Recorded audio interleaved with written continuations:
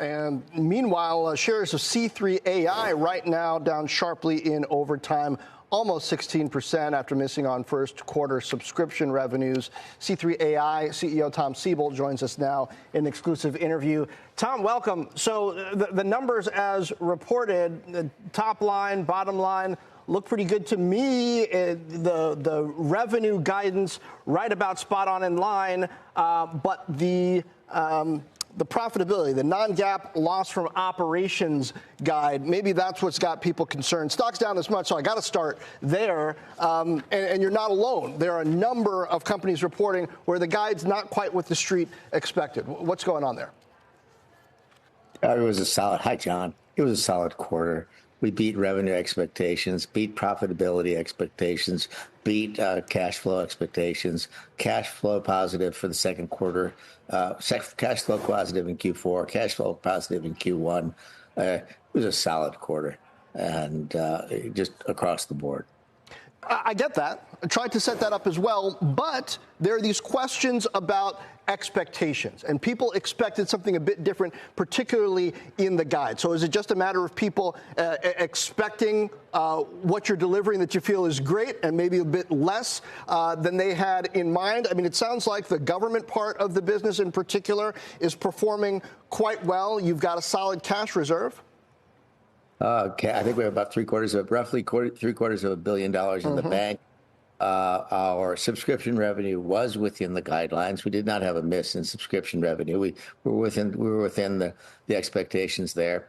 I mean, it was a solid quarter. Markets move around a little bit from day to day, but I think across the board it was solid. State and local diversity is good. Federal government is good. Number of contract growth is great. The business that we're doing with the partner ecosystem, particularly Google Cloud, AWS, is huge. There's just nothing not to like about it.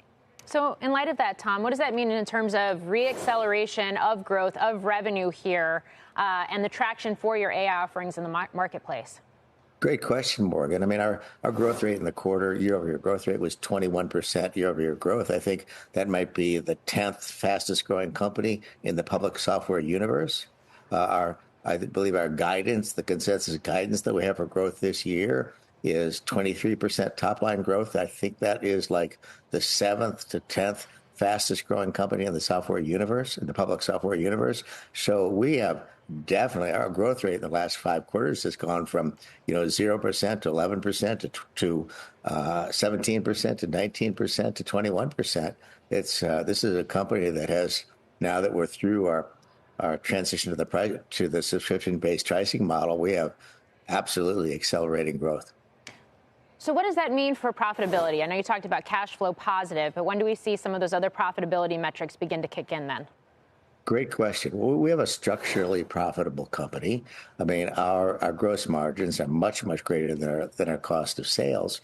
Our revenue growth rates substantially exceed our expense growth rates. So profitability just comes with scale. I mean, this is a mathematical certainty that, as we scale the business, it will cross into continually cash flow positive. And, it's a mathematical certainty that if we continue to grow the business, non-GAAP profitability accrues. So we've talked in the past about your new features that are kind of in the Gen AI universe and tuned specifically to the enterprise. What can you tell me about the specific use that, let's say, government customers might be getting out of that at this stage as these questions arise about ROI? Generative AI is just huge, John, and the use cases that we're seeing are remarkable. I would say when we deal with public benefits programs like Medicare, Medicaid, Affordable Care Act, to be able to take this, the amount of information associated with these programs that are biblical in scale and use these to feed a learning model. This would be basically a small learning model or an enterprise learning model where you can ask any question about any program, Medicare, Medicaid, whatever it might be, in any one of 133 languages and get the right answer the first time.